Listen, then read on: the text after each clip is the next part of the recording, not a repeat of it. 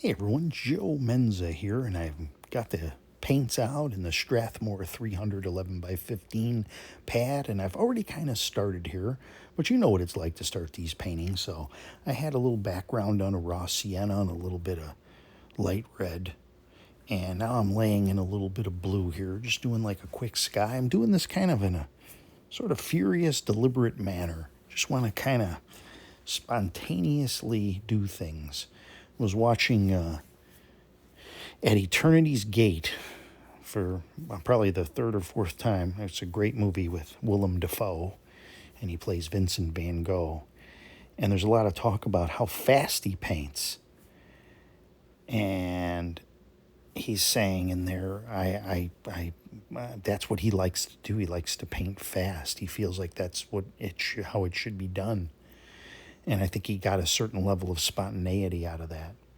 And that's kind of what I'm doing here. And I know some people don't like going too fast because it's hard to follow. But if you go in there in a very chaotic manner and you just dip and you have a kind of an idea, and I'm going to do a landscape and maybe I'm going to have a sky here and I'm going to follow the paint and just kind of go with it in sort of a manic way and see how it turns out. Sometimes you surprise yourself and you come out, just, hey, go in and, just like you're going on a roller coaster. Like you're racing, you're racing something. You're in a race and you just want to see how quickly you can lay and go to the paint and jump in the paper and put it on and see what happens and what happens next. And it's kind of like playing speed chess. You ever see that movie, What Happened to Bobby Fischer? And the kid, he's learning how to play chess, and he likes to go to the park and he likes to play the speed chess, and it's fun, but it's ruining his overall game in the long run. But there's this kind of push and pull back and forth of what you like to do versus obviously painting like this. Maybe it's in your long game is not good for you, but it is fun. It is fun to create. And to create in a wild, unpredictable manner, in a way that you surprise yourself. I'm putting a little tree in here, burnt umber, jumping in, getting some greens, putting in a couple trees here. And I mean, I've painted enough paintings. Once you've painted, a couple hundred paintings, I mean, you got to try different things. And you see, like the ultramarine blue I used in the sky, I didn't even really tint it at all. I kind of used it raw, which I don't usually do. I usually add a little red or a little Payne's gray, something to take the brightness out of the ultramarine blue. But I left that here, and I kind of like it.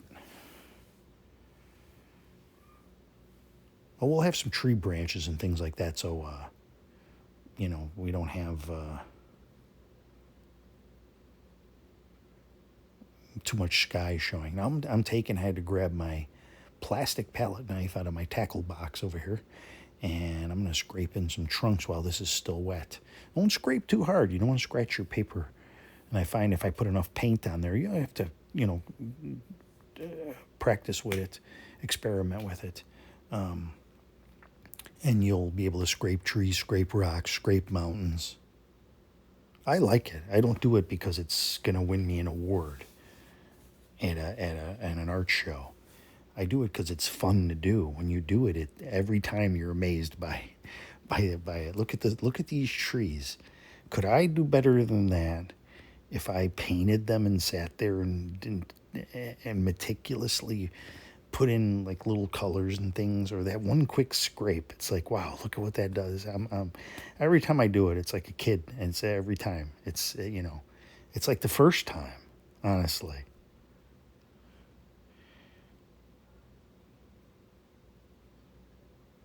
Unabashed. Go in and quickly put the green in. A bush would look good here, and what if I did this, and what if I did that?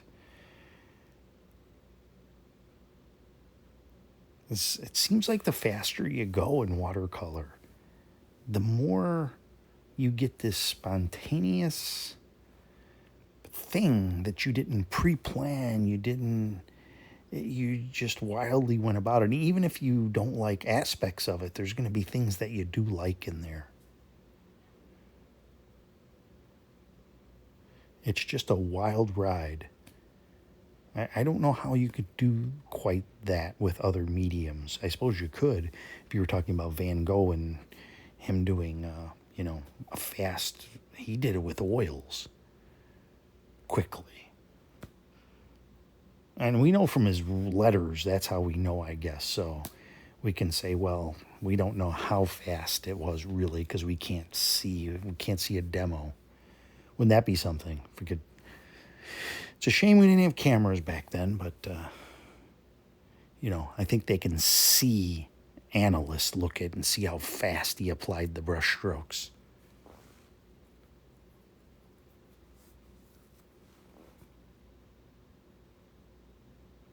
He also said that movie he painted to stop thinking, which is actually a really good spot on type thing, because when you paint and you paint in this way, in this furious way, sort of without thinking, you're not thinking. You're not thinking about other things that are going on. Now, see, I am being a little more deliberate here, that I put in everything quickly and I'm starting to see shapes in my mind, and I'm thinking, well, this would be good here. What if this was a path, or what if this was water? And ultimately, I'll settle on a path. But you start to see things then, and this is when you can capitalize and say, hey, this looks like a rock over here, or this looks like the bottom of a tree stump, or this be a good spot for some rocks to be in that I can scrape in. And this would offer some good counter change or some good contrast in this spot. You also don't want to mess it up, and you don't want to overwork it either. So try to think about leaving it alone. I think I heard something. I don't know where I heard it, but somebody said something about when you make movies or TV shows or something, be prepared to cut your favorite parts of the movie. Something like that. And you should be prepared to maybe leave alone what you really want to mess with in the picture. I think it translates over to you should really leave it alone.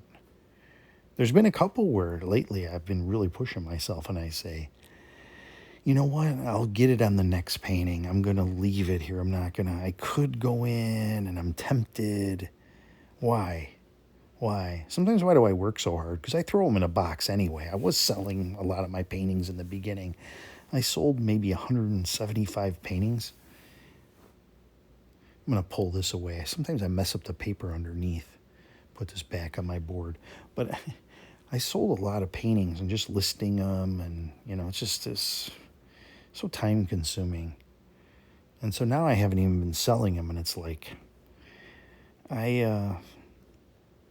why do I get so concerned over things in the painting? Just let it stand. Move on to the next one. Unless it's so glaring. But you see the spontaneity of this one, and I'm looking down here and I'm thinking, this is a path here. And some people might think it looks like water or something, but that's fine. I'm going to put a couple people in there anyway. Maybe sort of standing on the end. We'll put a figure in there. I haven't done that in a long time.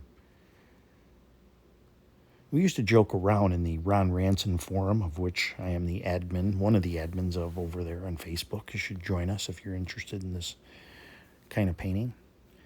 And we used to joke around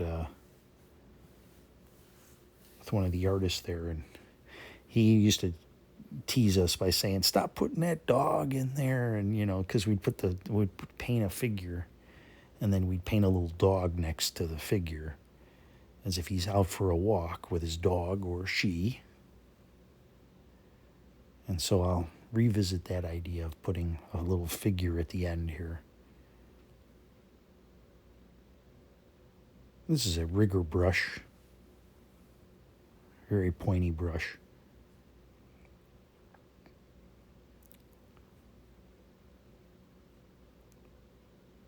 Little shadows at the bottom anchor the characters if you put figures into your painting, wherever your light's coming from. In this case, the light is hitting the left side of the tree, where we're seeing the bark, and the left side of the rocks. So your shadow should go from left to right. You'll notice I put them right in that little white spot in the end. I didn't plan that. Also, it looks like to his right, there's like a little, maybe even a mountain or something. I don't know what that is. It just happened, and we're just going to like let it be a kind of ambiguous thing that the viewer can, look at. Put a little white. If you have a figure and there's like dark around the figure, you can take a little white gouache on the end of the brush. This one I didn't really use any white. I've been using, I'll mix white gouache and stuff like that, especially if I want to kind of blend something or whatever, but none of that was used here except for around the edge of these figures. And I'm not liking, I should have put that dog up a little higher. I should have put him into the white area. And I think I will do that.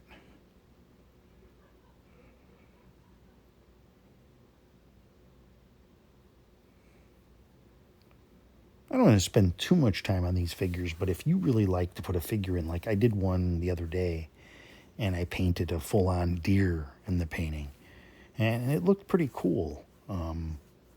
You can do that. You could put animals in there. You want to paint a little rabbit.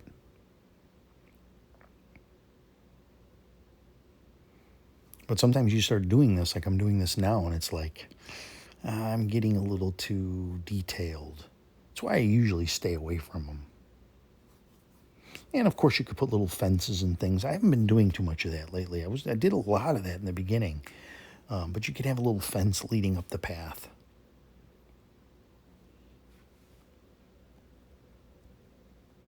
Go ahead and pop a couple little birds up in here in the light area.